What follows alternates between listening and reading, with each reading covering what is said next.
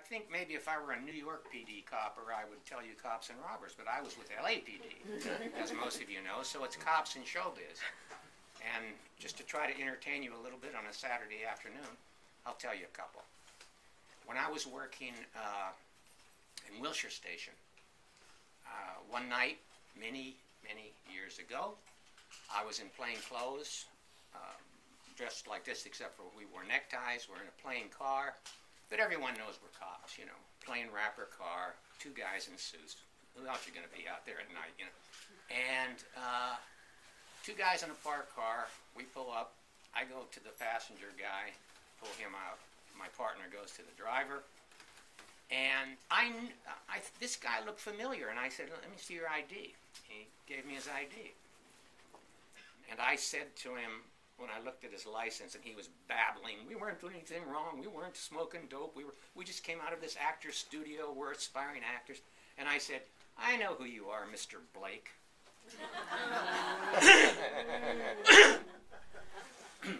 When I was a kid, I saw the Our Gang, Little Rascal stuff, and Robert Blake was one of them, you know. And so I started reeling off his credits. I said, "Oh, I saw you. You were the Mexican kid in Treasure of the Sierra Madre." I'm going through all this. I'm a fan out there now, you know, in the middle of the night. He said, "Oh, my God." He said, I've forgotten all that stuff. I said, "Well, you know, I haven't forgotten." And I gave him back his ID, and I said, "These guys are okay parts. Working Vice at Wilshire Station, too. And we were trying to close down an after-hours place. A cab pulls away from the place with two guys in it. They pull over the guy, and all we could do was see them from a distance, my partner and I. Two men got out of the cab. One was a blonde guy, I'd say in his late 20s.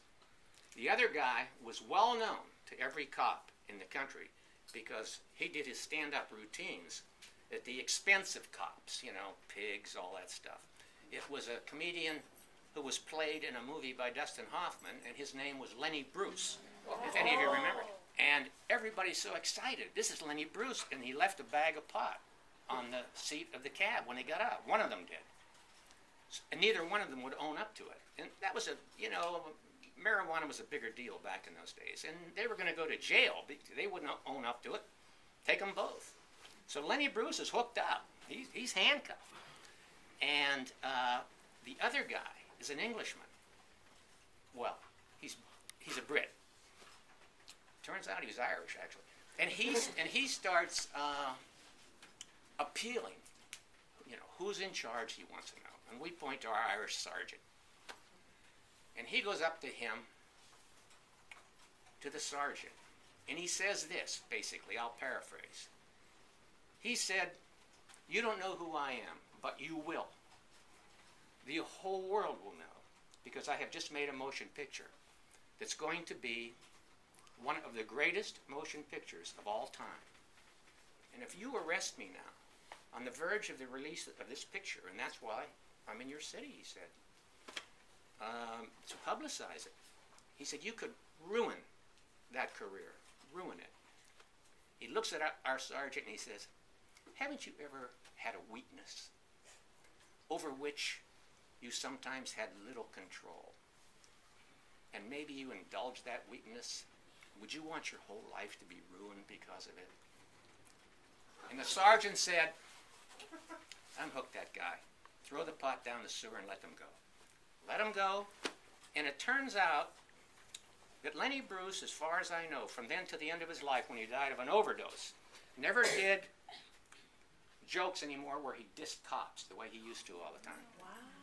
And the Brit was right. In 1962, it was one of the greatest movies ever made. What was it? Lawrence of Arabia. Lawrence of Arabia. Peter O'Toole.